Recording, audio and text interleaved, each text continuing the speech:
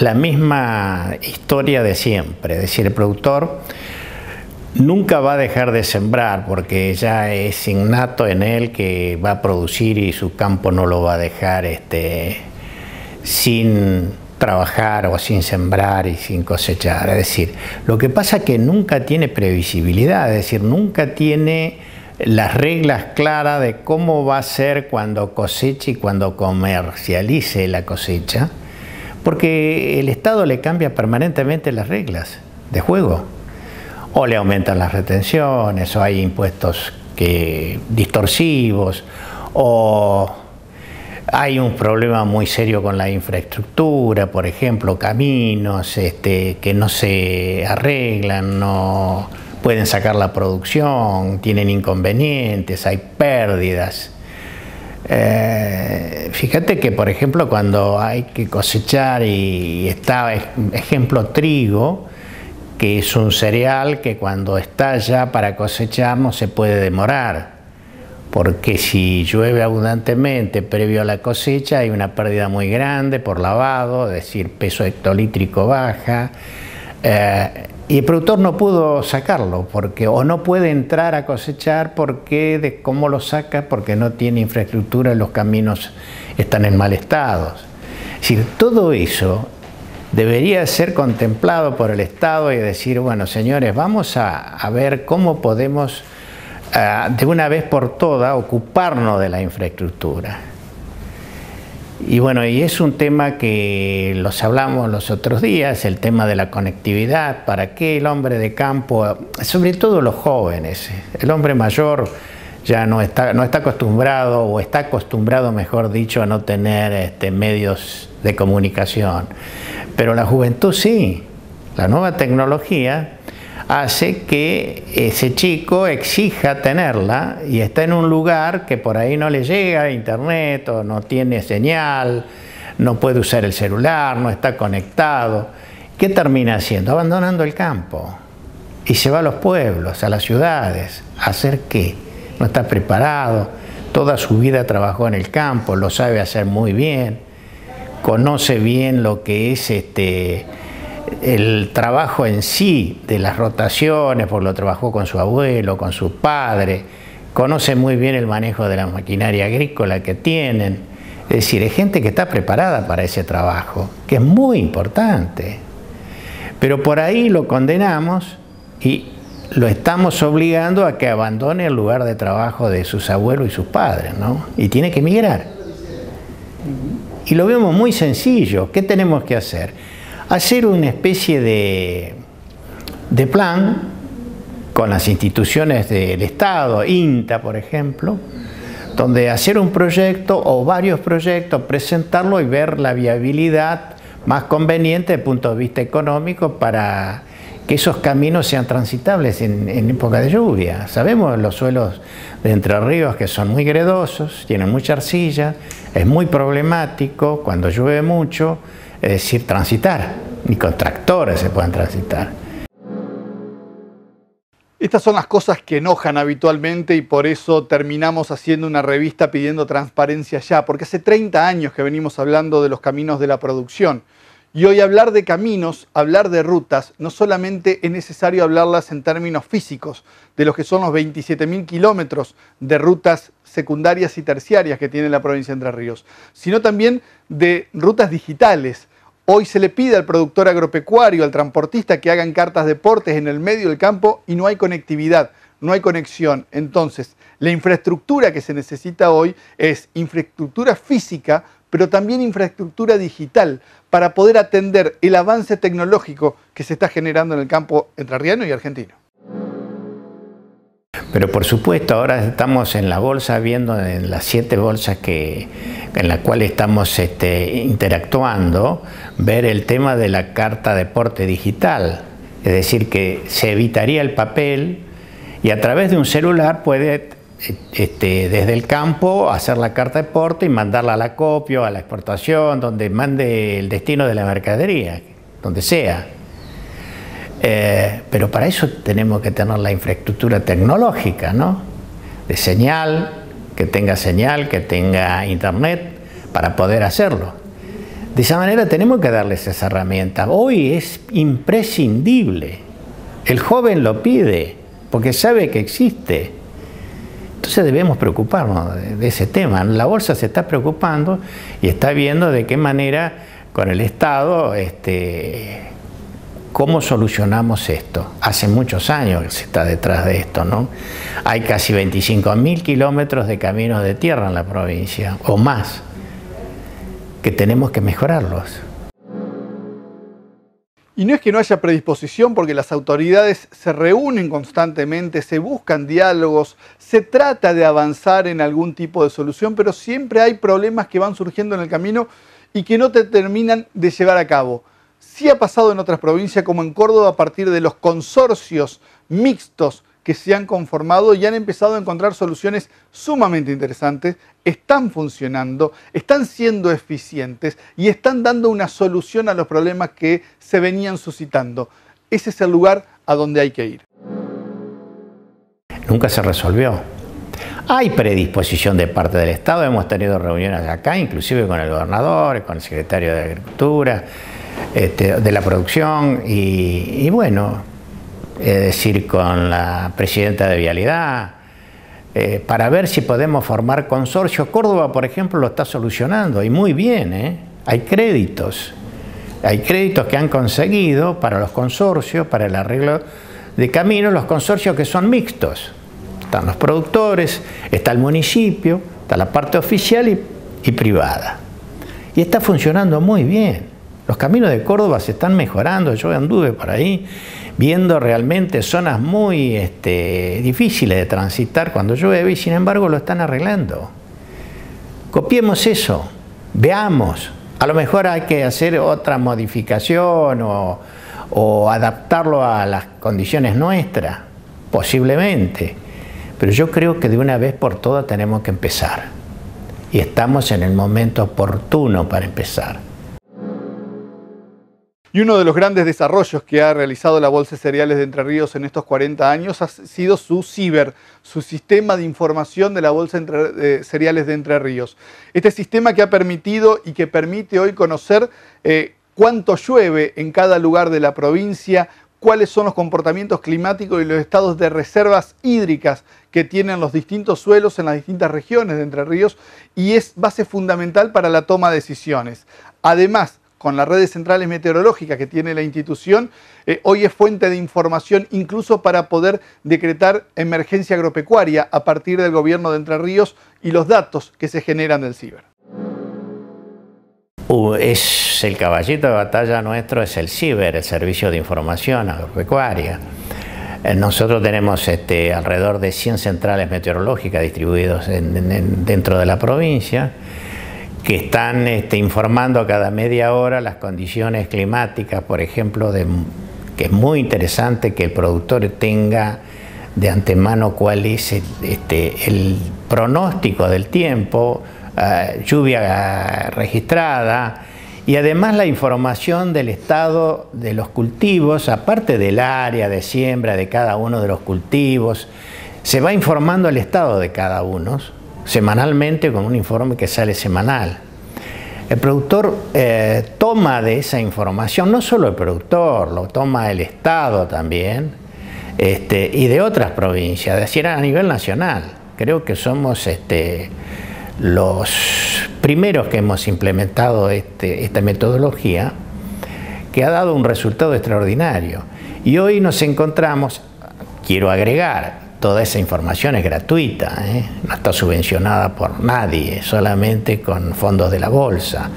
Y es muy costoso, muy oneroso mantener todas esas centrales.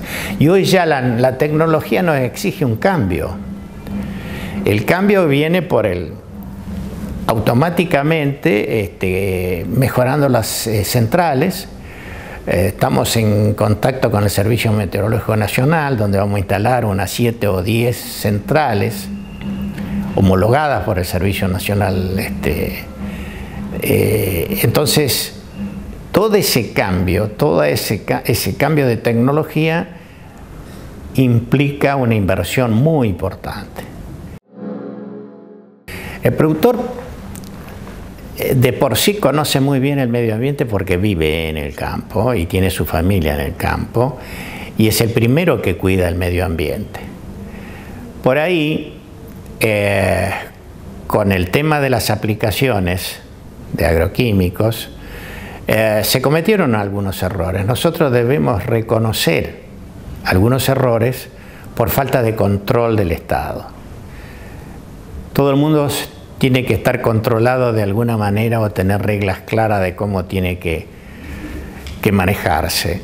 Es muy probable que se hayan cometido errores, que no se hayan tenido en cuenta algunos detalles de aplicación, dirección de viento, pero el productor de por sí cuida el medio ambiente, cuida su suelo, porque sabe que es el sustento de su producción, de su vida. Entonces estamos en un momento donde hubo realmente alguna controversia por el manejo del ambiente, por el envenenamiento del ambiente, como dicen algunos, cosa que no existe, porque está debidamente comprobado, científicamente comprobado, que los productos que estamos usando no son, ¿cómo te puedo decir?, que no afectan la salud humana ni animal.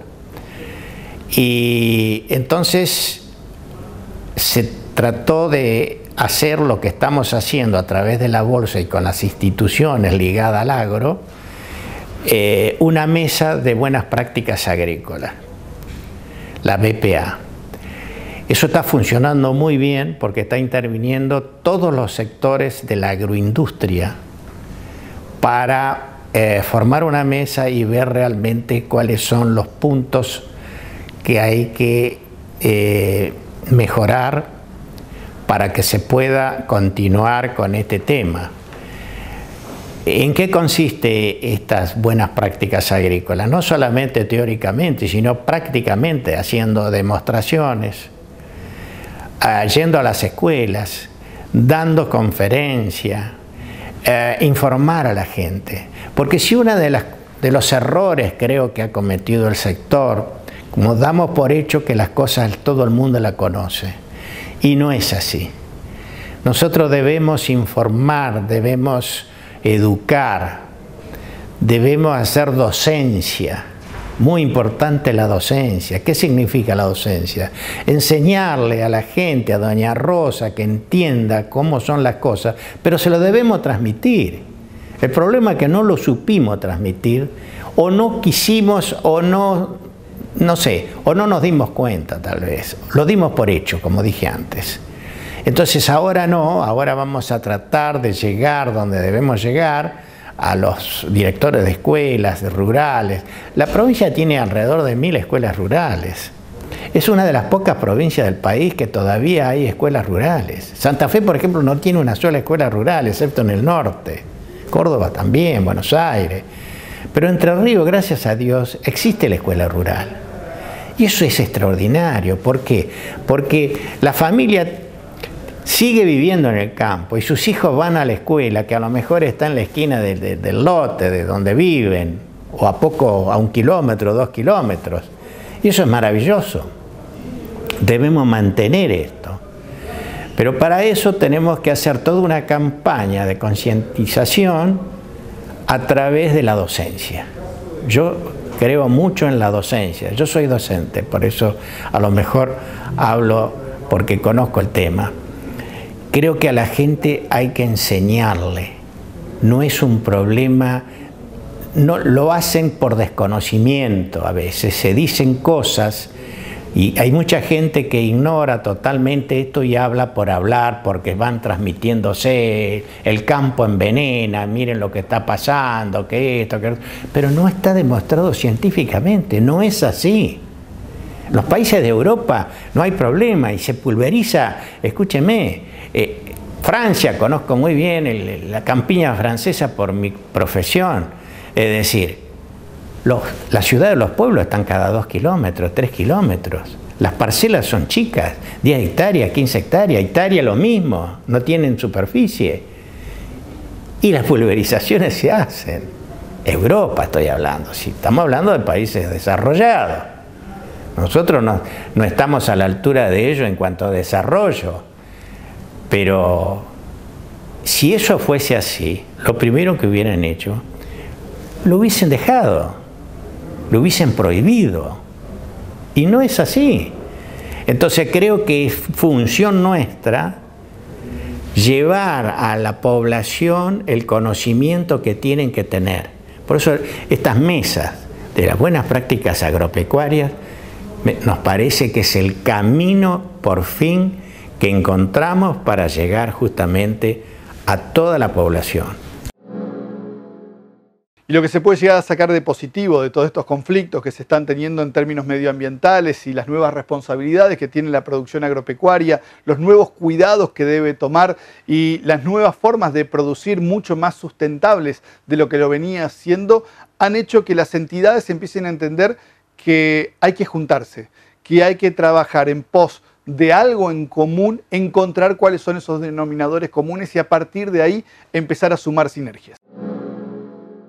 En el país hay 7 bolsas de cereales o de comercio. Nos hemos unido, estamos manteniendo reuniones de presidentes, ya es la tercera que vamos a tener acá el día 22 de noviembre, previo a nuestro aniversario, con los presidentes que van a venir, los 6 presidentes de las otras bolsas, porque tenemos temas en común que tenemos que discutir y llevarlo a la mayor autoridad del momento, sea presidente de la República, sea el ministro de Agroindustria, a quien sea, todas las necesidades que tiene el sector para que nos escuchen.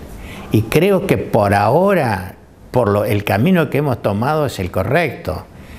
Tenemos que unirnos y tenemos que hablar el mismo idioma para poder llegar a ellos y que nos escuchen, no en forma individual, porque esa es la forma de dividir para reinar, ¿no? Y volvemos con Luciani a lo que es la faz política económica de esta coyuntura argentina tan compleja, tan difícil y en el medio de una campaña agrícola. ¿Cuáles son las expectativas que tienen? ¿Cuáles son las cosas que se pueden llegar a esperar? Hay muchísimos comentarios de pasillo, pero en realidad no hay ninguna certeza a prácticamente 20, 30 días de que el nuevo gobierno asuma en la República Argentina. A todo esto, los productores siguen siendo optimistas. Esperemos que el próximo gobierno, el gobierno electo, que cuando asuma el 10 de diciembre no se equivoque nuevamente y no castigue a la agroindustria, que es el 60% de la divisa que entra al país viene por ese sector. De manera que si se la castiga con más retenciones, con problemas de exportación, como ocurrió años atrás, y bueno, eso hace que el productor empiece a achicar su producción, a no hacer rotaciones. Por ejemplo, se está hablando ahora que el mayor castigo con retenciones va a ser al maíz, para que sea consumido internamente, entonces que no se exporte. Es un grave error, porque el maíz es un cereal indispensable en la rotación. Hoy si nosotros no rotamos, si hacemos el monocultivo como ocurrió años atrás, soja, los suelos se degradan y la producción cae totalmente. Es necesaria la rotación, la incorporación de carbono al suelo a través del maíz. Entonces, si se lo castiga al cereal, la gente va a sembrar menos maíz. ¿Por qué? Porque no es rentable, simplemente. Porque el costo es alto para la implantación del maíz. Y entonces eso hace que retrocedamos otra vez 10 años, 15 años y volvamos a cero. Entonces yo creo que las nuevas autoridades tendrán que rever. Estos son comentarios, no hay nada todavía definitivo, si no asumieron todavía, así que no podemos hacer juicio de valor anticipadamente. Son los comentarios que se hacen. Pero creo que si van por ese camino se equivocan totalmente. Al productor hay que darle libertad de acción, hay que ayudarlo. Hay que ver la agroindustria que transforme el grano como tal y darle valor agregado y exportar el valor agregado, no el grano per se, porque tenemos que darle valor. Y eso es divisas que entra al país, pero para eso el Estado tiene que ponerse al frente de este programa y incentivarlo a través de distintas herramientas que el Estado dispone, ¿no? Sí, somos optimistas porque siempre lo fue. Lo único que puede ocurrir es lo que acabo de decir, que se lo castigue. Entonces, porque no saben el déficit fiscal, cómo se arregla el déficit fiscal a través de retenciones. No, todo lo contrario. Yo no soy economista, pero sentido común. ¿Qué necesitamos? ¿Entrada de divisas? ¿O que nos encerramos y que entre nosotros? Nosotros producimos para 400 millones y somos 40 y pico. Y decir que tenemos un diferencial de exportación impresionante. Y sabe qué es lo importante del momento en que estamos, que está el mundo ávido de alimentos y nosotros lo podemos proveer tranquilamente. Por Más, ahora es revista y ya está en los kioscos de toda la provincia.